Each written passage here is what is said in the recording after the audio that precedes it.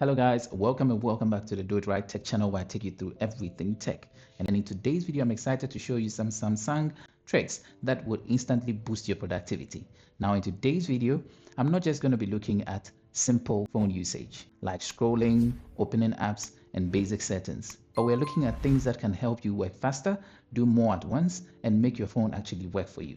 But without wasting much time, don't forget to hit the like, smash the subscribe button to come back for more, and hit the bell notification icon so you don't miss out on any video that I post. On that note, let's go.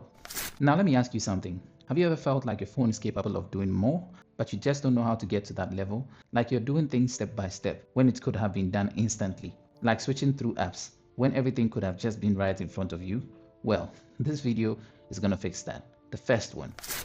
Imagine you're replying to messages, then suddenly you need to check something on another application, copy something quickly, and respond to something urgently. So you leave that app, open another app, come back again, and then you keep repeating this, slowing yourself down every single time. Now imagine instead you are inside an application and swipe from the corner of it, and instantly you get a floating window staying on the screen whilst you're dealing with other applications. Let me show you how to do it. It's that simple. Your Samsung has already got it on it. When I open any application, for example, here, my notes, I can just go to the corner and swipe down this way, and immediately it's a pop-up that I can move, hold this bar and move around, change the size however I want, and put as many of them as I want on the screen and interact with all of them. But it doesn't end there. Let me show you how to make it more accurate when you go to swipe, because you wouldn't want the instance where you're swiping and nothing is happening. You keep swiping down the quick toggle panel. What you're going to do is here. We're going to be using an application known as the Good Luck application. And if you don't know the Good Luck application, kindly check the top right corner here. I'm going to be displaying a cat to the playlist where everything about Good Luck I've spoken about is going to be. So kindly check that out. So what you're going to do is you're going to go into the Good Luck application and look for the multi-star, one of its models. Then you're going to scroll down until you come here, set pop-up gesture size. So you're going to tap on this, and then I want you to take a critical look at the corners here. When I hold on this bar and move it around, we can see the blue corners over there increasing in size as I move it around. The bigger the size, the easier it is for me to send any application into pop-up mode. So when I make it bigger, now I swipe from anywhere immediately, I have it in pop-up mode.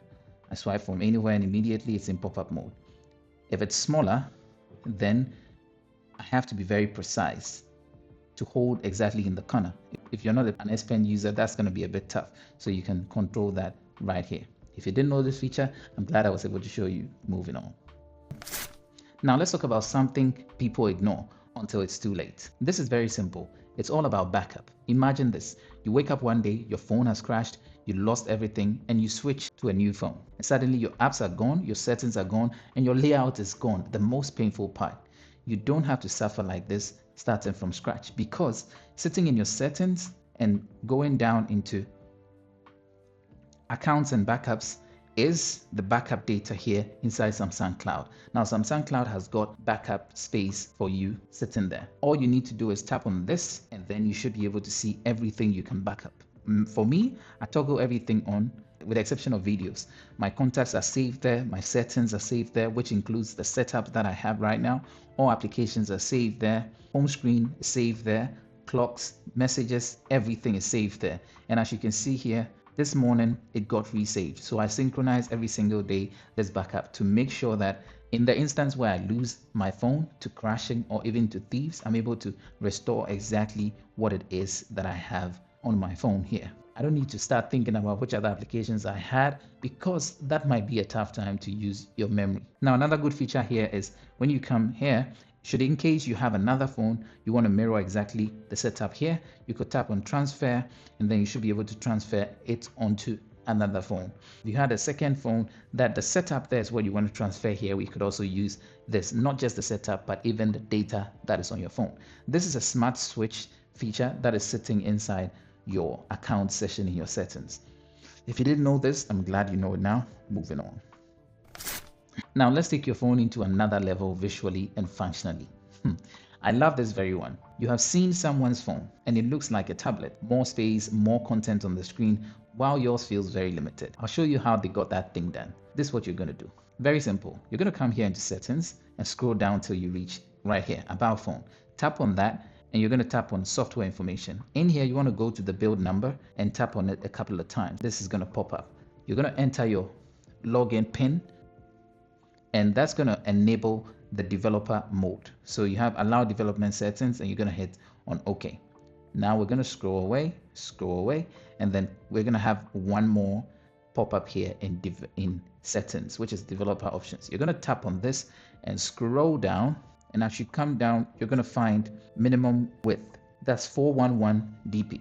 But if you tap on this and you change the number to somewhere 611, and you can hit on OK, immediately everything is going to change. Your phone is now going to switch into a tablet mode that allows you to select any option here on the left side, and immediately have whatever you can do in that very session here. It doesn't end there. You go into your browser and things are going to be giant like that. So your phone literally becomes like a tablet. It doesn't end there. What you can also do when you go into your WhatsApp or any communication space like WhatsApp,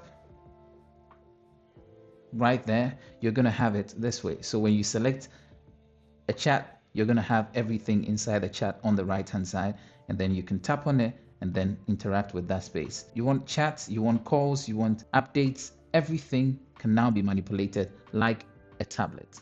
But here is, what if you want to get out of this mode after using it for some time? This is where some people face some hurdles. You go back into the same space, thinking that's the best option, into the same space, developer mode, and then scroll through till you get to the minimum width again, and your intention is to set it to 411, and then hit on done and OK. But as you can see here, it was supposed to change, but it didn't. But there's a simple trick. What you want to do is come here into display, and all you have to do is come into zoom screen and then keep it at the least by just coming forward and back, and leave it for a couple of seconds, and there you have it. It's going to immediately revert to its original state. Now when you go down into developer mode, scroll all the way down into the same space, you see that now it's set at 411 dp. If you didn't know this feature, I'm glad I was able to show you. Moving on. Now let's fix something very important for tutorials. For content creators or an individual who wants to share some information on how to do something on their phone with somebody. So you ever tried explaining something to someone, you screen record your phone, send it to them, and then they come back and tell you, I don't understand what you did. Where did you tap on? Because all they saw was movement, but not your actual touches. Let me show you how to have the touches now show on your screen. Right now, when I'm touching anywhere on the screen, we don't see anything. We just can see me moving my pen. Okay, so imagine someone who is just watching you and they don't see what it is you're touching, because that's exactly what's going to happen. But there are two settings or two ways that you could change this. Now, what we're going to do is come here in settings, and then whilst you're in settings, you're going to scroll down till you get to advanced features right there. In advanced features, you're going to come here into screenshots and screen recording, and then scroll down till you find this very option that says show taps and touches. Once this is turned on, when you start to record your screen, and only at that time. Right now, when I tap, nothing happens, but when I come here and start recording my screen by tapping on screen recording like that, nothing.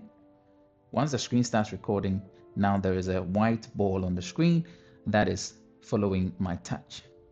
But what if that's not what you actually want? You want the touch to show on your screen every time. Let me show you a way to toggle that on. So you're going to go back into your settings here and go all the way to developer mode.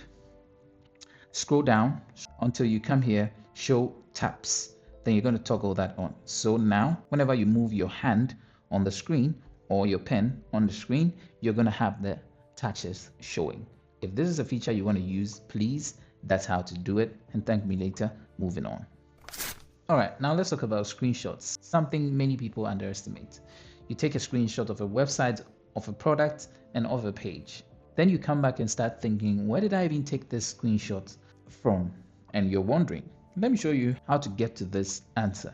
Now, sitting in your gallery and screenshots is a feature that Samsung has had for so many years. You go into your gallery and go into your screenshots. Inside screenshots, go into any screenshot, and you're going to see underneath it here, go to source. You're just going to tap on go to source, and immediately it's going to open the exact link where you took the screenshot from. It is that simple, very easy, but some of us just didn't know. If you didn't know this, I'm glad I was able to show you. Moving on. So the final one is organization. Your screenshots pile up. Random images, no structure, hard to find anything. Did you know that Samsung actually has got inside your screenshots categories that you can easily use to find what you need in your screenshots? For example, these are several screenshots inside my screenshots in gallery. But up here, we've got few categories like vouchers, shopping, location, and even barcodes.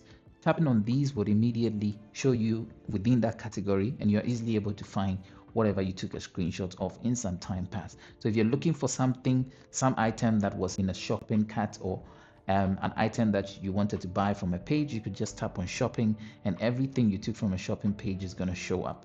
And now you can easily find your things in screenshot easier than before. Now, be honest, after watching this, what are you going to actually be doing first? And more importantly, what do you use your phone for every day? Drop in the comment section, productivity, content creation, gaming, schooling, whichever one it is, let me know. Because I'm turning this into a series and I'm going to be building the next video based on what you tell me. So don't forget to hit the like, smash the subscribe button to come back for more, and hit the bell notification icon so you don't miss out on any video that I post. On that note, see you later. Peace out.